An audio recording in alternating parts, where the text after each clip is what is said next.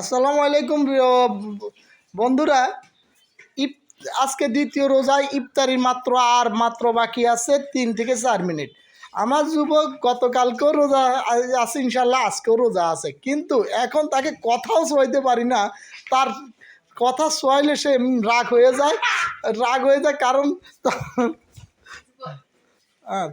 তা সে রাগ হয়ে যায় কারণ সে সেই রাগ হয়ে যায়, তার নাকি খুব টায়ার্ড লাগতেছে।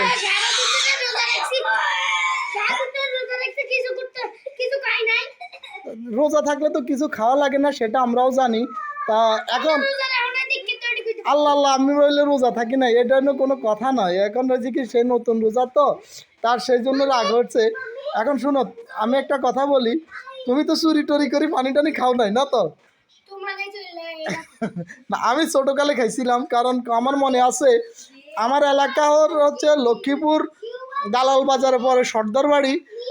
কোনো এক সময় আমি আমার যুবর সমান যখন ছিলাম, তখন পয়লা রোজার দিন জোহরের নামাজে পড়তে গেছি। জোহরের নামাজ পড়তে দাঁড়াও আজ অসুবিধা নাই। সে একটা মুড়ি খেয়ে বলছে, না তোমার রোজার কোনো সমস্যা হয় নাই। ওরা আকর্ষণীয় বিষয়, সেই রোজা দেখছে সে ভুল করে একটা মুড়ি খেয়ে বলছে, এটা কোনো ব্যাপার না। আচ্ছা, না রোজা তার ভাঙে নাই।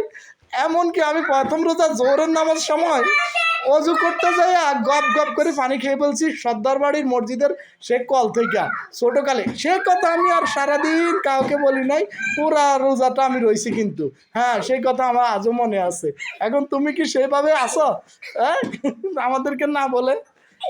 ঠিক আছে, আমাদের আজকের ইফতারির আল্লাহ পাকের ইচ্ছায় যে এই আইটেমগুলো আমাদেরকে রিজিকে আল্লাহ করছে, সে অল্প কিছু নিয়ে আমরা বসছি।